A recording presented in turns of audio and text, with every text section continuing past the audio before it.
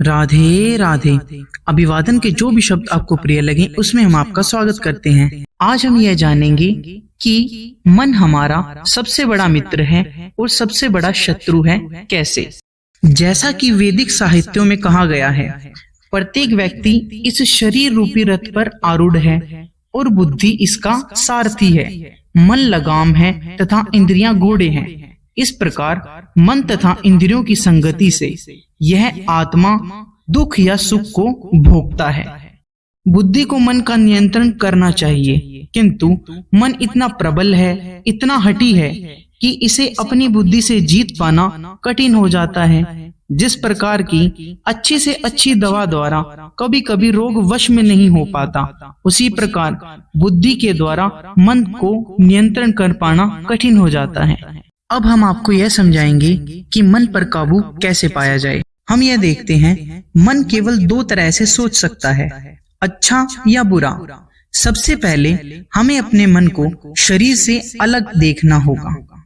हमें पता है कि पाप आचरण क्या है और शास्त्र के साथ चलना क्या है। जब मन शास्त्र के विरुद्ध लेके जाए तो उसे डांट लगाओ, फटकार लगाओ और रास्ते पर लाओ, लेकिन मन की अवश्य सुनो, क्योंकि मन की ताकत बहुत बड़ी है।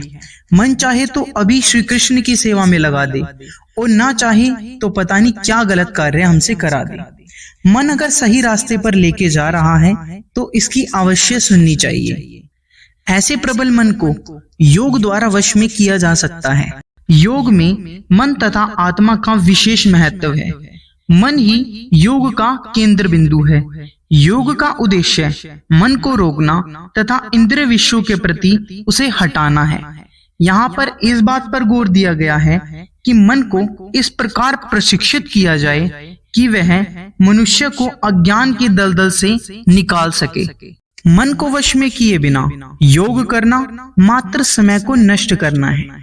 जो अपने मन को वश में नहीं कर सकता, वह अपने परम शत्रु के साथ निवास करता है और इस तरह उसका जीवन तथा लक्ष्य दोनों ही नष्ट हो जाते हैं।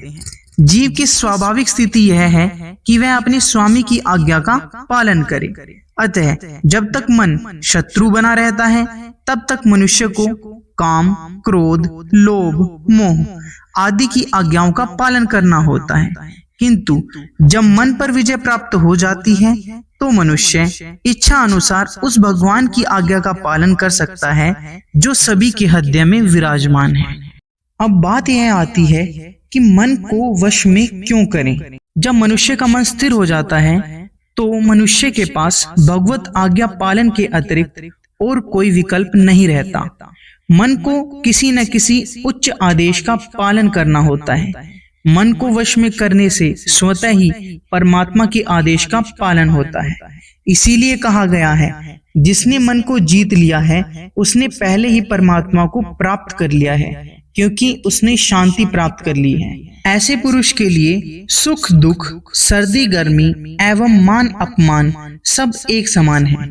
उदाहरण के तौर पर राजा अम्बरीश ने सबसे पहले अपने मन को भगवान के चरण कमलों पर स्थिर कर दिया, फिर अपनी वाणी को कृष्ण के गुणानुवाद में लगा दिया, हाथों को भगवान के मंदिर को स्वच्छ करने में लगा दिया, कानों को भगवान के क्रियाकलापों को सुनने में लगा दिया, आंखों को भगवान के दिव्य रूप का दर्शन करने में लगा दिया, शरीर को अन्य भक्तों के शरीर का स्पर्श करने में लगा दिया और ऐसे ही नासिका को भगवान पर चढ़ाए गए कमल पुष्प की सुगंध सूंघने में लगा दिया। जीभ को भगवान के चरण कमलों पर चढ़ाए गए तुलसी पत्रों का स्वाद लेने में लगा दिया।